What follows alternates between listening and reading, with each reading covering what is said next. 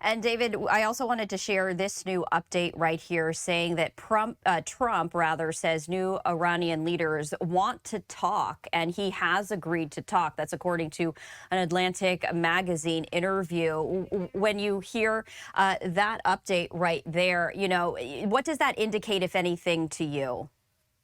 Well, that's a little surprising. It seems to show weakness by Iran, the whoever those leaders are. You would think that they would be defiant, but this also kind of follows the playbook of Venezuela, where we took out Maduro, brought him back here to the U.S., and then quickly started having some discussions with his successors, including Delcy Rodriguez, who is his vice president, is now acting president.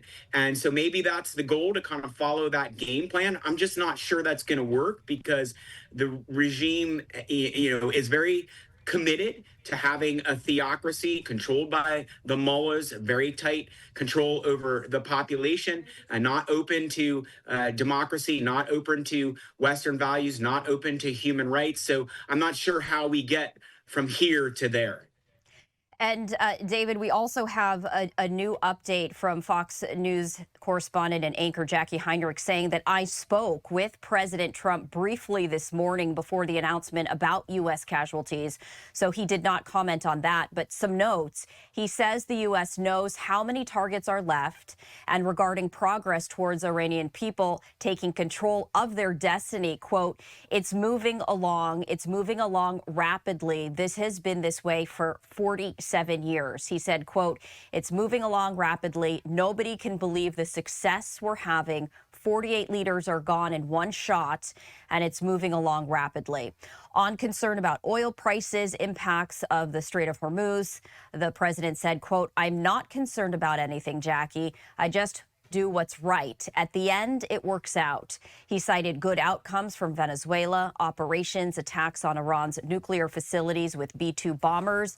He also said, quote, if we didn't do that, they would have had a nuclear weapon within 2 weeks, and then all of this would not have been possible.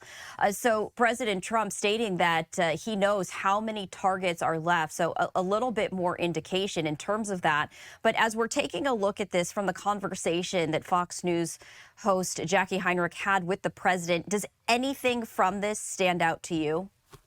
Well, there's a lot to unpack there. Let's take his comment that they know how many targets are left. That kind of suggests that there's some end point here, that there's kind of a finite strategy, and that once they complete hitting each of the targets, they may back off and cease hostilities towards Iran. But again, I'm not sure that's going to result in regime change. The president seems very positive and optimistic about regime change there, and that would be great for the people of Iran. They deserve to have regime change. But when he talks about they're making progress, what we're hearing from on the ground in Iran doesn't suggest the type of progress yet. Maybe it will happen, but it's going to take people in the streets taking back government buildings, kind of doing what happened in 1979 when there was the last revolution that put this regime in place. They're going to have to retake the government buildings. There's going to have to be defections by the Iranian military, maybe even by the IRGC. Without that, I think the Iranian regime is going to maintain its grip over Iran unless and until there's an armed opposition or there's a foreign intervention with boots on the ground. This operation is extremely complex and likely was months in the making, and from the quote that Jackie Heinrich has here from President Trump saying, quote, if we didn't do that, they would have had a nuclear weapon within 2 weeks, and then all of this would not have been possible. Can you talk a little bit more about the critical timing and why now it was so important to have this mission? Well, the administration hasn't disclosed why they felt all of a sudden Iran might be able to get nuclear weapons or might be close to getting nuclear weapons. Again, they've always been close. They have enriched uranium. They have the technology. So they've been close for years, but it's not clear whether something happened in the last few weeks, the last few months to suggest they were even closer, that they were going to go over the threshold.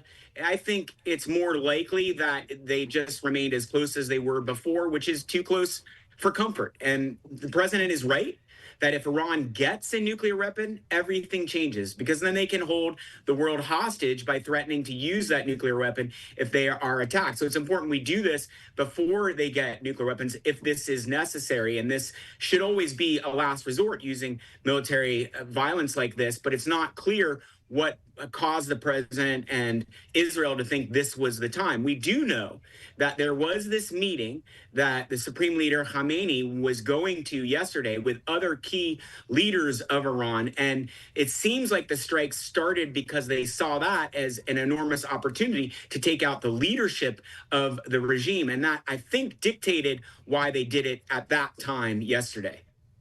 As we continue to keep a very close eye and monitor all of these developments, David, is there a particular aspect of all of this that you are keeping a very close eye on, or anything that jumps out to you? I think what we should be keeping an eye on is what are the people in Iran doing? What's happening not just in Tehran, but outside Iran, especially among the minority groups? And Iran has significant minorities, the Azeris, the Baluchis, and the Kurds. Are they rising up against the regime? What's happening with the rank and file military soldiers in Iran? Are they taking off their uniforms, laying down arms? Are they joining the protesters? These are the things that need to happen to have regime change across the country. We've seen this happen in other countries where there is regime change, but so far we don't have enough reporting from the ground to suggest that ball is rolling right now. And David, can you give us a little bit more understanding in terms of the population in Iran? You're talking about all these different groups and these factions. Is it relatively cohesive? Is it a very divided country? When we take a look at, is it realistic for the people of Iran to rise up and overthrow this regime? Can you talk about what has to happen in order for that to come to fruition? Well, Iran is a very interesting place culturally. Iranians are very proud of their heritage. They're very nationalistic, but the large majority of Iranians do not support this regime. They feel like they've been betrayed by this regime, that their lives are much worse under this regime. So they recognize the regime as a pariah. So there's generally across the country, there's opposition to the regime, but Iran is a police state, and they are very effective at taking dissidents, detaining them, torturing them, creating a culture of fear. And so that is what may keep people off the streets, especially right now, where the regime might retaliate, might use even greater amounts of violence to try to keep control of the country. But there is discontent among these minority populations that I talked about, the Kurds, the Baluch, the Azeris, and they're going to have to take leadership in terms of rising up against the regime if they are going to ultimately force a regime change.